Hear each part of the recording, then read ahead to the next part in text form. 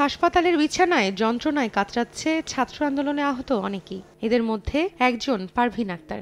জীবন বিপন্ন করে আহত শিক্ষার্থীকে বাঁচাতে গিয়ে গুলিবিদ্ধ হয়েছেন, নিজেও হারিয়েছেন একটি চোখ। নেয়ার পরে ওই ফারের থেকে পুলিশ টাস টাস করে গুলি মারার তো আওয়াজ হইতে আছে, আইতে আছে। পরে ওর পিছনে আইয়া একটা গুলি পড়ছে। পরে ওই এমনি মা কইয়া আমাকে জড়াইয়া ধরার পরে আমি ওই দিকে তাকাইছিলাম। তাকানোর পর আমার এই চোখটা এক ছোটে অনেকগুলো গুলি আইয়া টাস টাস করে পড়ে।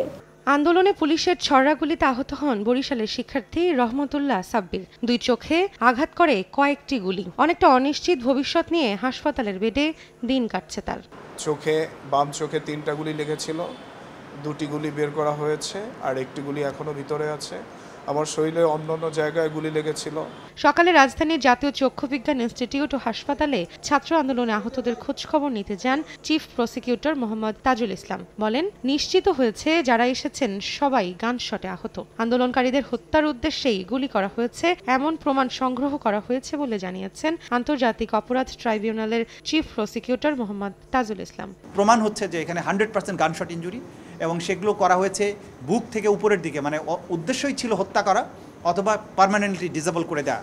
এ সময় তিনি আরো বলেন, তদন্ত করে প্রমাণ সংগ্রহ করা হচ্ছে, দ্রুতই ব্যবস্থা নেওয়া হবে। একই সঙ্গে ন্যায় বিচারের স্বার্থে ট্রাইব্যুনাল দ্রুত পুনর্গঠনেরও আহ্বান জানান চিফ প্রসিকিউটর। এই যে এভিডেন্স নিচ্ছি, যে আসামিদের নাম যে আমরা পাচ্ছি, সেগুলোর ব্যাপারে যদি আইনগত পদক্ষেপ নিতে হয় তাহলে দ্রুত ট্রাইব্যুনালকে দরকার, তদন্ত সংস্থার লোক দরকার। ফুল সুইং কাজ শুরু করার জন্য আমাদের এই জিনিসগুলো তাড়াতাড়ি দরকার, এটা আমরা সরকারের কাছে অনুরোধ জানাবো। হাসপাতালের পরিচালক জানান, 28 জন রোগীর চোখ সম্পূর্ণভাবে ক্ষতিগ্রস্ত। প্রথম দিকে আমরা প্রায় 500 জনের উপরে রোগীদেরকে প্রাইমারি আমরা অপারেশন করি। পরবর্তীতে তাদের বিভিন্ন ধাপে অপারেশনের প্রয়োজন হবে।